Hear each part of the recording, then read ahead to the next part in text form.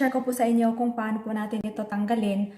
Ayan. So every time po na gumagamit po ako ng grilled pan, ay ganito po ang mangyayari sa aming grilled pan. Hindi po siya pwedeng gamitan ng steel wool kasi masisira po yung non-stick dito. Masisira po siya. Hugasan ko na po siya pero meron pa po siyang natira. Ang gagawin ko po ngayon, lalagyan po natin itong jif. Ayan.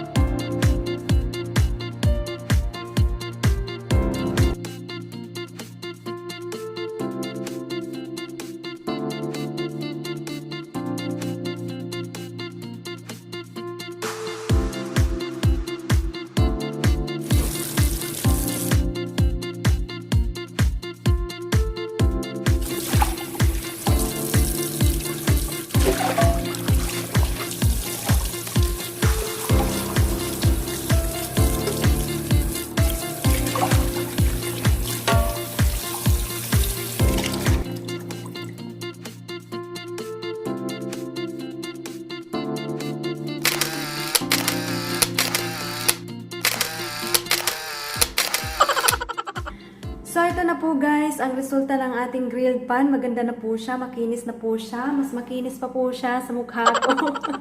Kasi ginamitan po natin siya ng, siguro gagamit din po ako nito para kikinis din yung mukha ko. So, anyway guys, ito po lagi yung aking ginagamit. Every time po nagagamit ako na itong grilled pan kasi iitim po talaga siya. At hindi po siya talaga matatanggal kapag ginamitan lang ng sponge. Hindi rin naman po pwedeng gamitan ng steel wool kasi matatanggal po itong non-stick.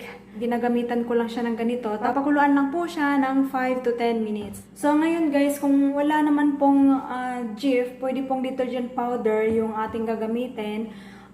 Papakuluan lang po natin siya sa tubig, lagyan ng detergent powder at papakuluan po natin siya ng 5 to 10 minutes. Hanggang dito lang po yung ating video. Sana nagustuhan nyo po itong video na to. Pakiclick lamang po ng thumbs up kung nagustuhan nyo naman po. At sa mga bago pa po dito sa aking channel, pakiclick lamang po ng subscribe button. At kung gusto nyo naman pong ma-notify sa mga susunod kong videos, pakiclick lamang po ng notification bell. So maraming salamat guys. Thank you for watching.